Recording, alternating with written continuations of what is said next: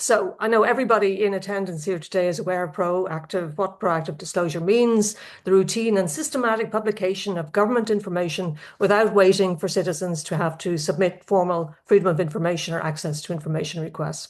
So instead of relying on individuals to ask for records after decisions have already been made, governments publish key information, as you know, automatically, theoretically.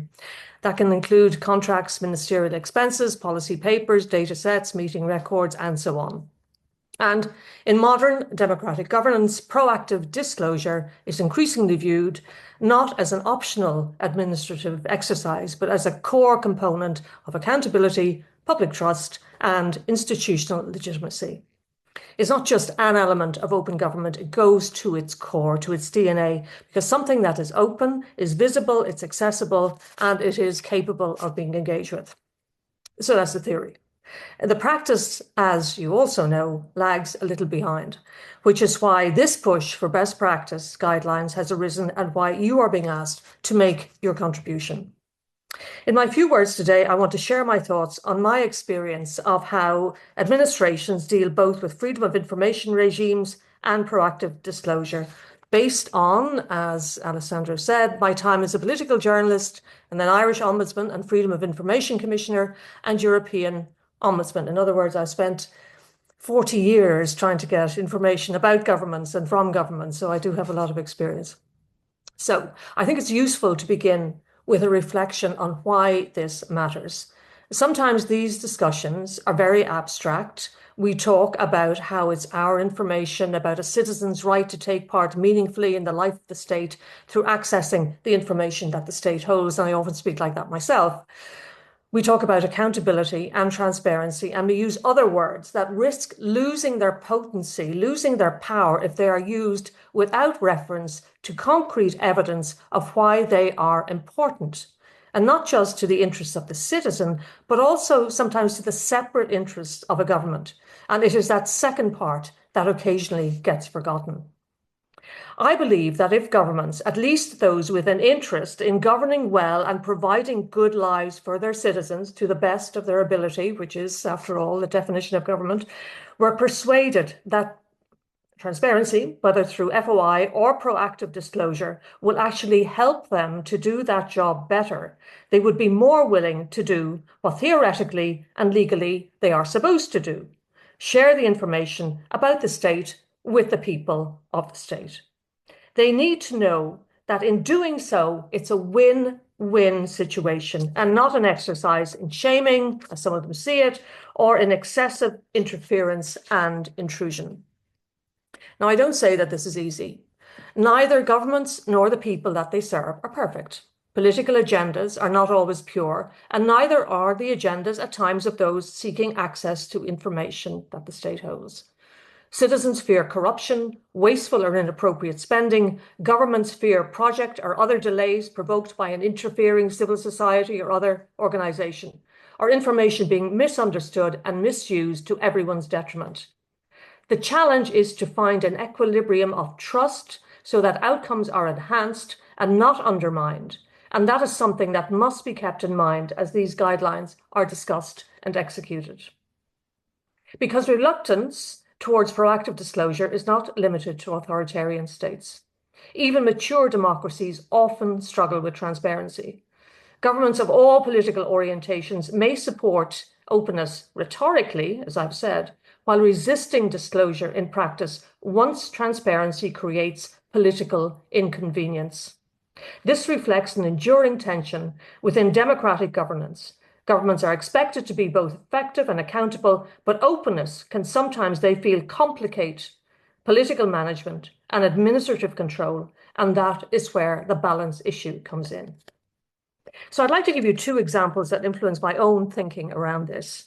One has nothing to do with this topic directly, but it's useful conceptually, I think, nonetheless, and has to do with what is called the wisdom of the crowd. An idea, as I understand it, that holds that aggregated data from large groups of people is often more useful than that of a single expert, or as it might relate to our discussion, to a single government or administration. So a few years ago, and some of you might have seen this. The New York Times ran a series of articles and video films whereby details of a difficult, intractable medical problem affecting an individual was put out to readers. Doctors often specialize in narrow fields, and the time constraints of modern clinical practice can make it difficult to research rare and atypical symptoms. So this exercise aimed to make the room a little bigger by sharing unresolved medical mysteries with the New York Times global readership. The collective crowd, comprising doctors, psychologists, patients, scientists, and students from all over the world, were invited to submit their theories, knowledge, and potential treatment options. It was fascinating. My recollection of the series is that several of the medical mysteries were resolved. It made me think how this practice could be applied to the sort of problems that governments are daily trying to resolve in healthcare, housing, education, transport, the public services that most impact on people's lives. The tension arises between the value of having relevant information about these issues available to the crowd, to us, and the practical difficulties in harnessing it in a way that is genuinely useful, manageable, and innovative. Not everyone can involve themselves in every decision. Administrations do need bureaucratic guardrails to enable them to work in a timely and a coherent way. The problem, however, becomes overreach when the guardrails are assembled, not for laudable reasons of efficiency and good administration, but because of a mindset, conscious or unconscious, that pits elite administration or political expertise against what that elite might consider to be the lack of expertise and insight among the non-elite, us, in other words. And no matter how often some governments pay lip service to the value of citizen participation, access to information, proactive disclosure, my experience is that many at times find that all of that is very annoying, an unwelcome interference in the real work that only they can understand and execute. As European Ombudsman, I started to call this citizen washing, a bit like greenwashing, a pretense of inclusion through various fora and access points, while continuing either through delays or other bureaucratic procedures to keep the guardrails up and locked. I saw through the working out of the European Citizens Initiative a means to involve EU citizens in proposing new regulations, but where the process proved so exhausting for the millions who participated, many of them very young people as well, laudably, that the outcomes were far from what was anticipated at the start. I saw through the Conference on the Future of Europe, intended to give citizens a say in the shaping of a future EU, but where again the outcomes were at best opaque. But reflecting on the wisdom of the crowd scenario that I outlined earlier, I started to think about it in relation to something that is happening in my own country, Ireland.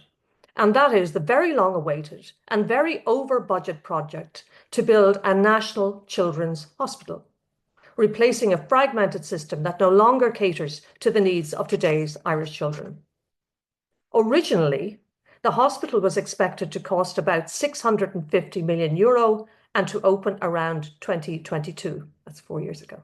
It is still not open, and still no definite date for it to open has been set. The projected cost has now risen to approximately 2.2 or 2.24 billion, making it is claimed by some, as one of the most expensive children's hospitals ever built in the world on a per-bed basis. As you can imagine, major issues around procurement, contracts, planning, etc. have emerged, laced with inter-hospital rivalries, arguments over the site, the name. Nothing has gone smoothly. A proposal to call it the Phoenix Hospital, for example, was objected to by a US hospital, also called Phoenix, while our health minister, the poor woman, has taken to visiting the site herself to count the number of people at work on a given day and demand that everybody please hurry up. Now, I'm not sure that the wisdom of the crowd would have sorted out the clashes, rivalries, and jealousies of the medical professionals and managers involved, but one could reasonably imagine that had the initial plans and contracts been sent out to the crowd, had there been a genuine desire to harness as much intelligence, insight, and wisdom as possible about everything from the procurement details to the allocation of responsibilities to penalties for missed deadlines, then some, at least, of the problems might not have emerged, and we might now have our hospital. And another issue that arises out of this is accountability. Whose fault is this? Is it anybody, or is it just the system, the anonymous system? In the last year, Irish parliamentary committees have forensically interrogated certain payments made to staff and contract workers at the state's public broadcasting service called RTE. In total, the sums involved barely amount to a few million euro, but heads have rolled, individuals shamed, while the 2.5 billion euro hospital project fiasco is left free-floating in the ether, with few of any of individuals called to account for it, and possibly because I think that the RTE issue involves small amounts and individual personalities. People can understand it easily, including the politicians. And it is easy to understand that the hospital project demands the availability of much more forensic detail and the means to analyse it.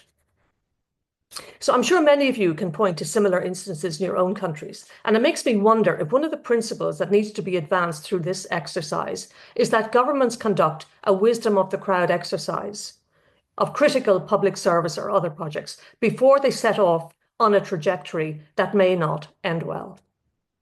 It cannot be a passive exercise. Making contracts and other material available is one thing. It is another to alert people to the fact that they are available, to make them easily accessible and comprehensible, and actively to seek out ideas to improve the ultimate outcome of whatever the project or process is. But to achieve this, it is vital to change, or attempt to change, the mindset of an administration that instinctively avoids too much public engagement and sees FOI and proactive disclosure as a nuisance that needs to be managed and tamed, rather than as a gift to them to allow them to achieve what they constantly tell us they wish to achieve, including better public services across all sectors. As European Ombudsman, securing records for citizens who had requested was the toughest job that my colleagues and I had. Irrespective of the law, the principles, the codes, I could tell immediately when a request came in whether it would be released or not.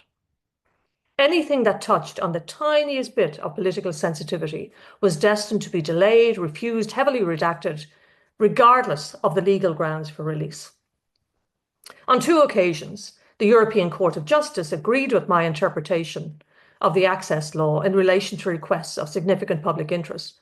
But by the time the complaint had made it all the way up to the highest court in the Union, the relevance and usefulness of the records had been erased or significantly diluted. My point is that despite the laws, the codes, the principles of good administration and open government, politics can still dictate much of what does or doesn't get disclosed. And that is a problem. Producing new principles, as we are trying to do, is an excellent idea and will give useful guidance to governments as to the best way to go about proactive disclosure. But that needs to be done in tandem with a move to convince governments and administrations that such disclosure is in their interests and not just those of civil society or other organisations or business. Self-interest is a powerful motivator. The quality of proactive disclosure also varies significantly, as we know, a fact that often dilutes the impact of laws and codes that may look good on paper. Some governments publish large quantities of information that are technically available, but difficult to search, incomplete, heavily redacted, or released too late to be meaningful.